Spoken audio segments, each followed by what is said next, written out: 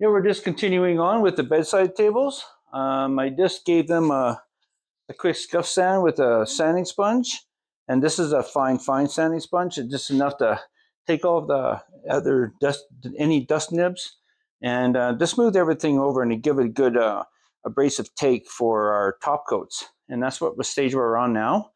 And so most people would probably spray flat, but because this is my final top coat, I want to give it a nice, smoothest finish as possible. And so I have a good viscosity for my top coat to be able to hang on a vertical surface. I went over with how thin it should be in measurement so previously, and so yeah, it's roughly around almost 35 to 37% thinned out. So it's nice, and it's you got to make sure that you don't stop. You got to make sure that you're nice and fluent and you're nice and consistent with applying your coats. And when that happens, you know, by the time we do our second coat, it will blend and melt into one nice, beautiful coat. And it will have something to hang on to. The first coat that we do is kind of to make it tacky, something to really give it a good grab for our top coat to hang. So yeah, and without further ado, I'm just going to start up my machine. And as I said, I put them on the vertical surface on sawhorses, so we should be able to you know, have a nice smooth finish and very much dust free. So yeah.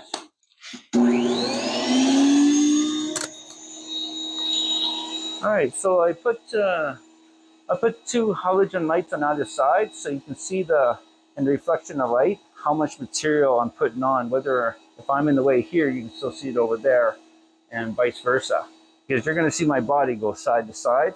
I'll try to stay out of the camera shot as much as possible, but this was at the angles of showing what I want you to see. This is like the best position for the camera. So yeah, we're just finishing letting our machine warm up a little bit. I spray a T90 Lemmer spray system, so it's with a 1.0 tip on the air cap there. And so yeah, it really atomizes very nicely, and you're gonna see, like, I've operated many different spray systems, including air assisted airless, which I used to use for antique grand piano restoration work. Being that I'm on site a lot, I find airless has a great, because of that tip, it has a great spray pattern that I can actually put nice, beautiful finishes on. By the time it cures, it looks like a piano finish. And I do this in people's garages, and of course with fixed items in people's houses too. So it doesn't matter if I'm spraying polyurethane, conversion varnish, or post-catalyzed lacquer for colors and such. It's a great system. I absolutely love it. All right, so I'm gonna get my respirator on and let you see what happens. Turn on my air. Okay, first of all, I want to just give everything a quick dust. I already gave this a wipe, but I trust my fingers. I trust my fingers more than my eyes, in all essence. Yeah, I just want to make sure that we're not going to get the air when I spray this. It's not going to kick up any dust and go and put it right into the top, and it'll blow it right in if there's dust in front of it. So I wanted to make sure that we minimize that probability.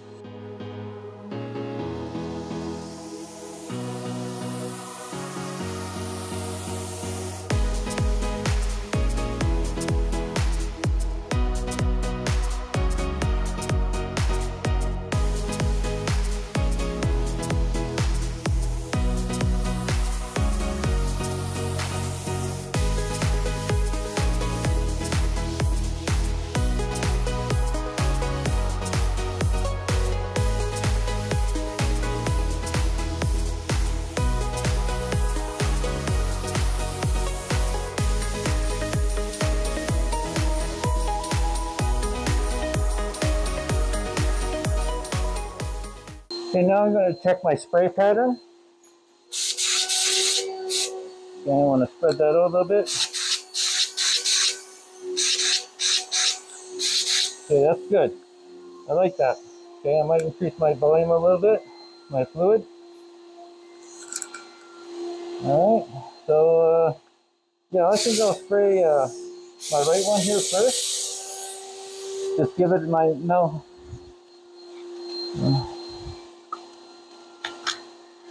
Now my first coat will be more or less what I call a wet misting coat. It's not going to be wet, but it's going to be almost wet to the look. 1, 2, 3.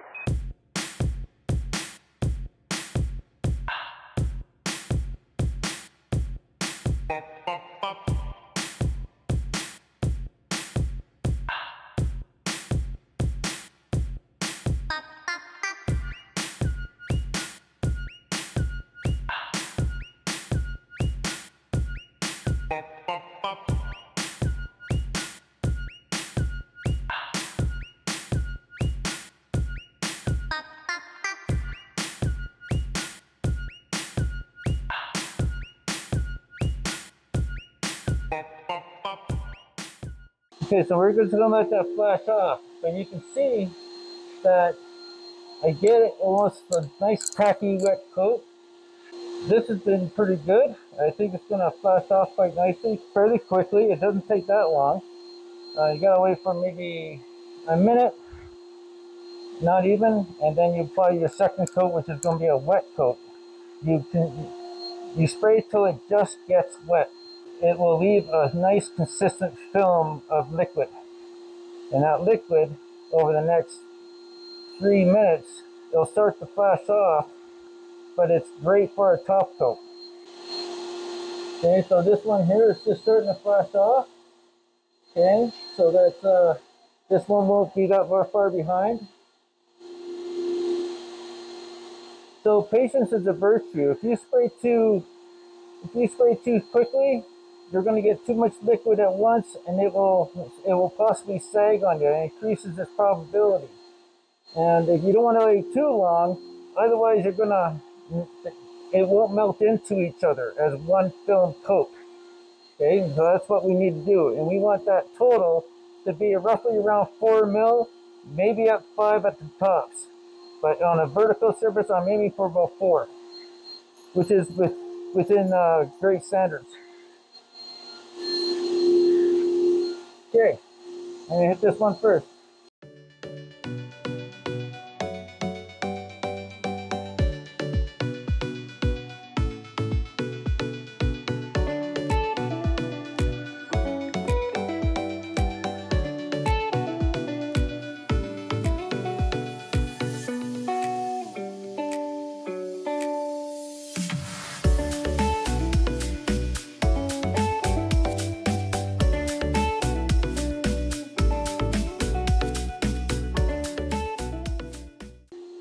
And now this one.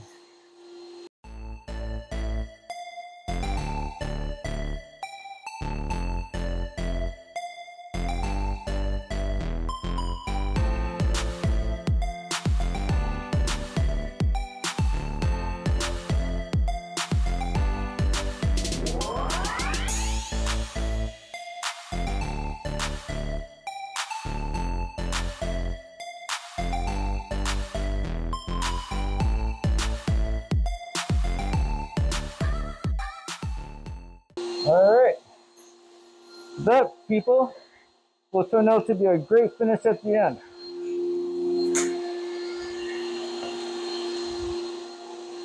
And when we return, you're going to see it flashed off, and then after that, I'll show you with it top coated.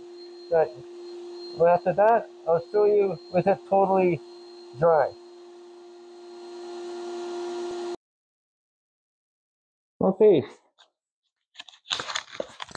so you can see it starting to flash off. You can see where it's mostly dry here.